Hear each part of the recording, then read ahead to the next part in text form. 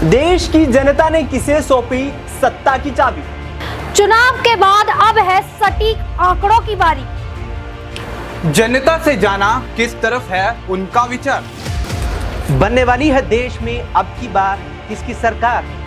देखिए सबसे सटीक एग्जिट पोल 1 जून शाम 6 बजे से सिर्फ SPN 9 न्यूज पर। नमस्कार, मैं शालिनी शाक्य और आप देख रहे हैं SPN 9 न्यूज। स्वागत है आपका आज के इस प्रोग्राम में और बात करेंगे लोकसभा चुनाव के बाद अब एग्जिट पोल की, क्योंकि लोकसभा चुनाव का जो महापर्व था वो 1 जून को संपन्न हो चुका है। 7 चरण पूरे हो चुके हैं।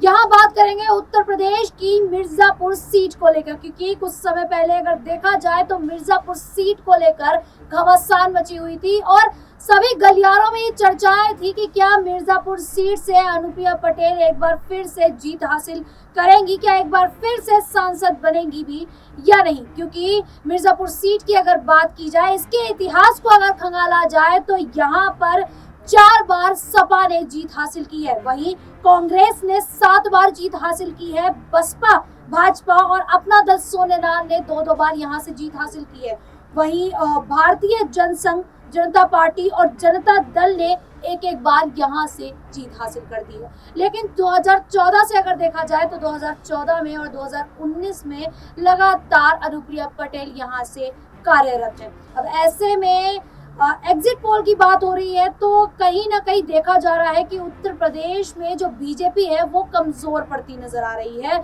कांग्रेस यहाँ पर मजबूती से, जो महागठबंधन है, इंडिया महागठबंधन है, वो मजबूती से उठता नजर आ रहा है। आपको बता दें कि मिर्जापुर में राजा भैया ने अनुप्रिया पटेल की मुश्किलें बढ़ा दी थी, क्योंकि उन्होंने साफ तौर पर समाजवादी पार्टी का समर्थन कर दिया था। ऐसे में अगर मिर्जापुर में देखा जाए तो एनडीए की ओर से अनुप्रिया पटेल मैदान में है, वहीं कहीं ना कहीं बसपा की ओर से ऋषि पटेल को मैदान में उतारा गया है, वहीं अनुप्रिया पटेल की बहन अपना दल कमेरावादी की ओर से दौलत सिंह पटेल मैदान में उतरे हुए हैं और रमेश बिंद समाजवादी पार्टी की ओर से मैदान में है। ये 4 लोग उम्मीदवार हैं। चुनाव हो चुका है, अब इनके नसीबों की जो कह सकते हैं पेटियां हैं, पेटियों में बंद हो गए हैं इनके मतदान। अब देखना होगा 4 जून को आखिरकार क्या होगा, क्या नतीजे सामने आते हैं। दिनेश, मिर्जापुर की बात हो रही है। मिर्जापुर में अनुप्रिया पटेल लगातार 10 साल से काम कर रही है। जनता जो है वहाँ उनको पसंद कर रही है, लेकिन इस बार देखा गया कि अनुप्रिया पटेल की मुश्किलें कम नहीं थी। इस बार पहले के हिसाब से अनुप्रिया पटेल की जो मुश्किलें थी ज्यादा थी और राजा भैया ने सोने पे सुहागा कर दिया और उनके खिलाफ उतर गए। ऐसे में क्या लगता है कि अनुप्रिया पटेल 4 जून को जो रिजल्ट सामने आएंगे, जो नतीजे सामने आएंगे, अनुप्रिया पटेल जीतती दिखाई देंगी या नहीं? देखिए, यहाँ पर अनुप्रिया पटेल की बात करें तो पिछले 10 सालों से लगातार सांसद बनती नजर आ रही हैं। प्रधानमंत्री नरेंद्र मोदी के साथ तमाम तरह की रणनीतियों पर भी काम करती नजर आई। उत्तर प्रदेश में सरकार बनाने में एक अहम भूमिका निभाई और जानते हैं कि उत्तर प्रदेश में पूर्वांचल का इलाका है जहाँ पर 13 लोकसभा सीटों पर जो मतदान संपन्न हुआ है, वहां पर कहीं ना कहीं भारतीय जनता पार्टी यहाँ पर योगी आदित्यनाथ का गढ़ होने के कारण भी कमजोर नजर आ रही थी। वहां समाजवादी पार्टी को राजा भैया का जो समर्थन मिला, साथ ही और छोटे दलों का जो समर्थन मिला, वो कहीं ना कहीं एक यहाँ पर तुरुप के रूप में देखा जा रहा था। और समाजवादी पार्टी ने जो कार्ड खेला, यहाँ पर रमेश बिंद को चुनावी मैदान में उतारकर पटेल वोट बैंक से ध्यान जो है दूसरे वोट बैंक की तरफ केंद्रित करने की कोशिश की गई, क्योंकि 3 प्रत्याशी यहाँ पर पटेल समुदाय से हैं। पटेल समुदाय की बहुतायत की बात करें तो करीब 3 लाख वोट बैंक वहां पर है, लेकिन दूसरी तरफ राजपूत वोट बैंक भी 1 लाख है और उसके साथ साथ वैश्य समाज है, सैनी समाज है या फिर SC ST की बात करें वो भी वहां पर भरपूर मात्रा में मौजूद है। तो ऐसे में कहीं ना कहीं जिस तरीके से यह घेराबंदी करने का प्रयास किया गया, भारतीय जनता पार्टी ने अनुप्रिया पटेल को अपने समर्थन देकर वहां से चुनावी मैदान में उतारा है। दूसरी तरफ बसपा की बात करें तो ऋषि पटेल को चुनावी मैदान में उतारा गया। अनुप्रिया पटेल की बहन पल्लवी पटेल जो कि अपना दल कमेरावादी की नेत्री हैं, उन्होंने भी दौलत राम पटेल स्थानीय व्यक्ति हैं, अच्छी खासी पहचान है, नाम है और अनुप्रिया पटेल के साथ लंबे समय तक राजनीति करते रहे हैं। ऐसे में कहीं ना कहीं समाजवादी पार्टी ने पटेल वोट बैंक के छिटपुट होने के कारण दूसरे यहाँ पर समुदाय से आने वाले व्यक्ति को चुनावी मैदान में उतारा और राजा भैया का समर्थन जब से समाजवादी पार्टी को मिला, वो कहीं ना कहीं एक बड़ा फैक्टर रहा इसमें। और कहीं ना कहीं यहाँ पर जो अनुप्रिया पटेल है, इनकी सीट फंसती हुई नजर आ सकती है। बिल्कुल 2014-19 की बात अगर देखी जाए तो उस समय अनुप्रिया पटेल ने पीएम मोदी और सीएम योगी के चेहरे पर कहीं ना कहीं वोट हासिल किए थे। लेकिन जब अपना दल सोने लाल और अपना दल कमेरावादी ये दोनों अलग हो गए, ऐसे में जो कहीं ना कहीं जो पटेल समुदाय है उसका जो वोट बैंक है वो बट जाता है। अब अपना दल कमेरावादी की ओर से दौलत सिंह पटेल मैदान में है, वहीं अनुप्रिया पटेल मैदान में है। अब ये जो पटेल समुदाय का जो वोट बैंक है वो कहीं ना कहीं बढ़ता दिखाई दिया है। क्या इस बार अनुप्रिया पटेल जीत हासिल कर पाएंगी? क्या नतीजे उनके समर्थन में आ भी पाएंगे या नहीं? क्योंकि देखिए दिनेश, समाजवादी पार्टी की बात हो रही है। समाजवादी पार्टी 4 बार से यहाँ मिर्जापुर से जीत हासिल कर चुकी है। क्या समाजवादी पार्टी एक बार फिर से यहाँ से जीत हासिल करती दिखाई देगी? रमेश बिंद अनुप्रिया पटेल को टक्कर देते दिखाई देंगे?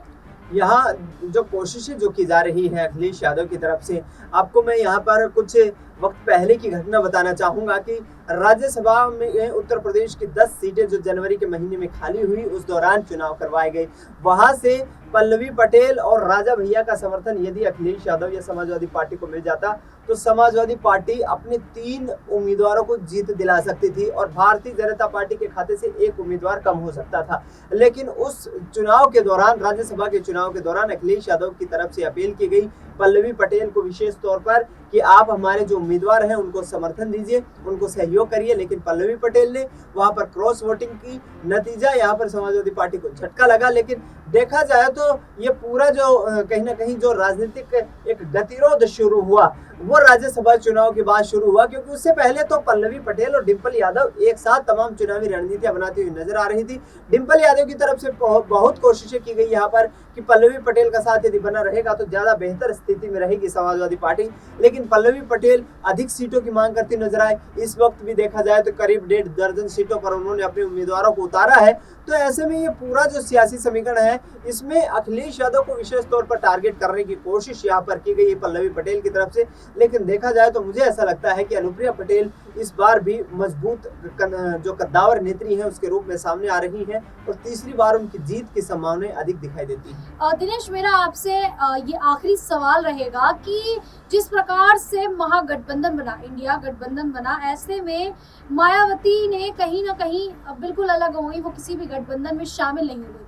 वहीं इसी बीच ये भी देखा गया कि समाजवादी पार्टी से अपना दल कमेरावादी ने भी अपना समर्थन वापस लिए, गठबंधन तोड़ के ओवैसी के साथ गठबंधन बनाया पीडीएम का। क्या अगर ये अपना दल कमेरावादी समाजवादी पार्टी के साथ होता और कहीं ना कहीं बसपा भी इंडिया गठबंधन में शामिल होती तो क्या अनुप्रिया पटेल जीत दर्ज कर भी पाती या नहीं? क्योंकि यहाँ पे 4 नेता उतारे गए हैं मैदान में। अब 4 जो वोट देखा जाए तो वो चारों में बटे हैं। अगर देखा जाए अगर बसपा और अपना दल कमेरावादी और सपा एक साथ होते तो कहीं ना कहीं ये वोट एक हो जाता और ऐसे में अनुप्रिया पटेल सत्ता से बाहर हो सकती थी। क्या लग रहा है? बिल्कुल, यहाँ पर 2019 के लोकसभा चुनाव को देखें तो समाजवादी पार्टी और बहुजन समाज पार्टी ने मिलकर चुनाव लड़ा था। उस चुनाव में 16 सीटों पर जीत दर्ज की थी और ऐसे में अखिलेश यादव की तरफ से पहले भी चुनाव के ऐलान के पहले भी ये कोशिशें की गई कि बहन जी यदि हमारे साथ आ जाती हैं तो ये वाकई में चुनाव और भी ज्यादा दिलचस्प हो जाएगा, क्योंकि दलित वोट बैंक एकजुट हो सकता था।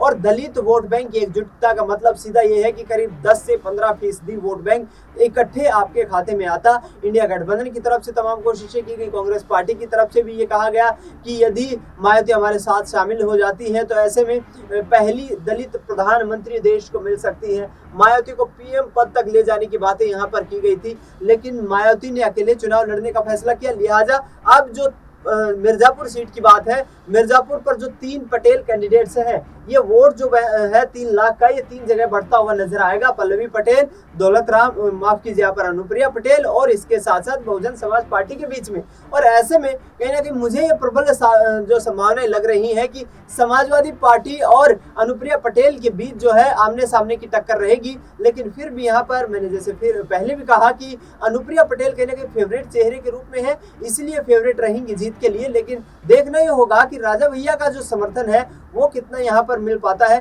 यदि वो समर्थन पूर्ण रूप से यहाँ पर मिला होगा, उनके कार्यकर्ताओं का सहयोग पूर्ण रूप से मिला होगा, तो जाहिर तौर पर शालिनी हम यहाँ देखेंगे कि अनुप्रिया पटेल भी जो मिर्जापुर सीट है उस पर संघर्ष करती हुई नजर आ सकती है। बिल्कुल, जिस प्रकार से लगातार ये कयास लगाए जा रहे हैं कि अनुप्रिया पटेल क्या जीत हासिल कर पाएंगी, क्या इस बार वो सत्ता से बाहर हो जाएंगी, क्या लगता है, इस पर तमाम सवाल खड़े हुए। लेकिन एग्जिट पोल के हिसाब से अगर देखा जाए तो अनुप्रिया पटेल कहीं ना कहीं जीत हासिल करती दिखाई दे रही है। उनके समर्थन में लोग दिखाई दिए हैं। हमारे जो रिपोर्टर्स हैं वो जनता के बीच जाके उतरे थे, जब उनसे बातचीत हुई है तो कहीं ना कहीं ये सामने आया कि अनुप्रिया पटेल के चेहरे को जनता पसंद कर रही है और एक बार फिर से अनुप्रिया पटेल सत्ता में आ सकती है।